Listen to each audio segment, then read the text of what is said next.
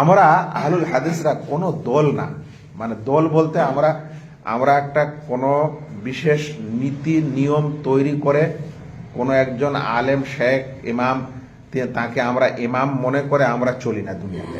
আমাদের কথা হলো যেই আদর্শটা আমাদের রসুল করিম সাল্লাল্লাহু আলাইহি সাল্লাম শিখিয়ে দিয়ে গেছেন, ছেড়ে গেছেন, সেই আদর্শটার উপর চলাই হচ্ছে আমাদের আন্দোলন, সেটাই আমাদের সংগঠন, সেটাই আমাদের সংঘবদ্ধ জীবন, সেটাই আমাদের আসল কাজ। আর সেই আদর্শটার নাম হচ্ছে সালাফদের আদর্শ, সাহাবায়ে কেরাম রাদিয়াল্লাহু তাআলা আনহুমদের আদর্শ।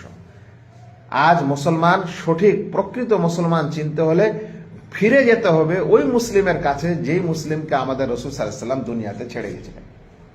আজ যদি আমরা ওদের কাছে না পৌঁছাতে পারি, ওদের আদর্শটা না বুঝতে পারি, ওই অনুযায়ী না চলতে পারি, তাহলে আপনি কোন দিকে আছেন আল্লাহ ভালো জানে। কোন দিকে আছেন এখন আপনি আল্লাহ ভালো জানেন। সেই জন্য আপনি যখন নামাজ পড়বেন, আপনার নামাজ ওরকম কিনা যেরকম আমাদের রাসূল সাল্লাল্লাহু আলাইহি ওয়াসাল্লাম পড়েছেন, তার সাহাবারা পড়েছেন।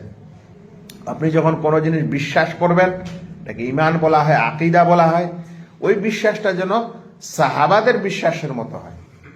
আপনার কোনো ব্যবহার, চরিত্র, শিষ্টাচার, আদব ইত্যাদি আপনি নিচ্ছেন, সেটা যেন সাহাবাদের মতো হয়, সেটা যেন ওই সালাফ, ওই আমাদের আদর্শ মুসলিমদের মতো হয়।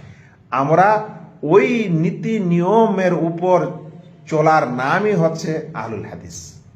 এটা কোনো দল, এটা কোনো বিশেষ একটা মানে একটা সংগঠন যাকে মানুষ তৈরি করেছে, আবিষ্কার করেছে না।